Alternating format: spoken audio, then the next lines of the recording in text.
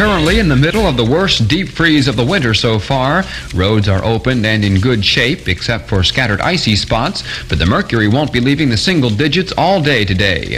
Governor Milton Schaap wants Pennsylvania declared a federal disaster area because of the natural gas crisis and this weekend's bitter cold weather. Schaap made his request last night to President Carter and included some statistics to prove the urgency. Civil defense officials in Harrisburg estimate that $1 billion.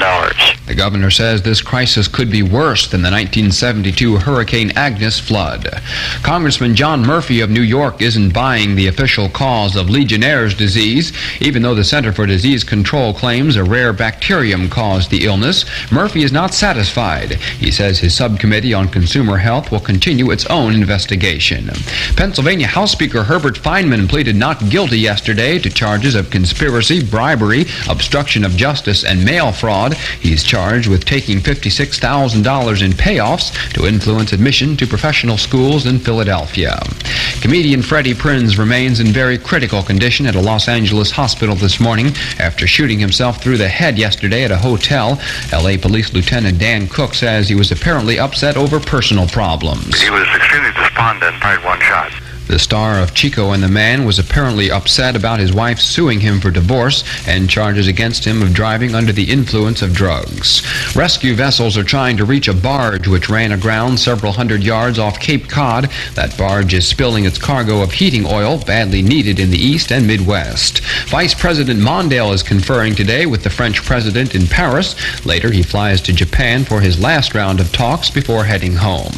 Capital climate clear and extremely cold through tomorrow. High today 10, low tonight -10. Downtown it's 0, -18 Celsius at FEC. This is Dave Sollenberger.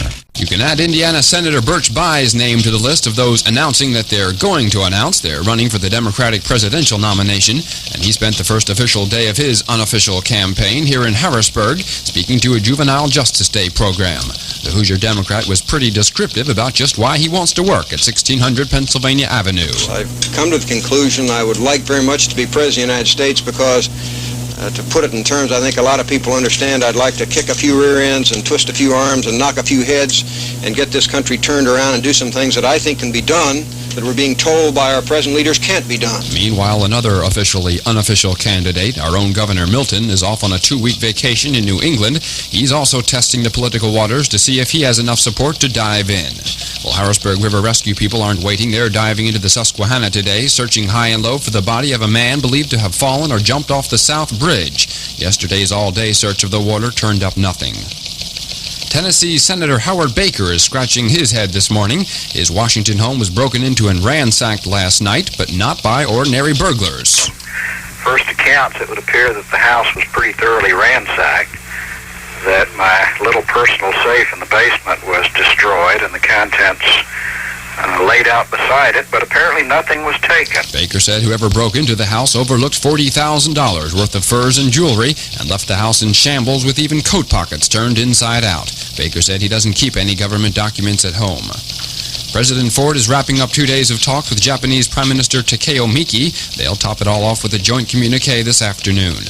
The upper house of India's parliament has given Prime Minister Indira Gandhi a clean slate, at least as far as her election law violations are concerned. The lawmakers struck down retroactively the law she was accused of violating. That action will tighten her grip over control of that country. A man who robbed a downtown Philadelphia bank yesterday thought he had it made. He picked up his loot and was heading for the door when he was jumped by a customer. Young crime-stopping Robert Hakem of Philly managed to grab the bandit's gun, his coat, and recover the bank's money. The 19-year-old Hakem said of the robber, he wasn't fighting back, he was just trying to get away. I'm Dave Sollenberger.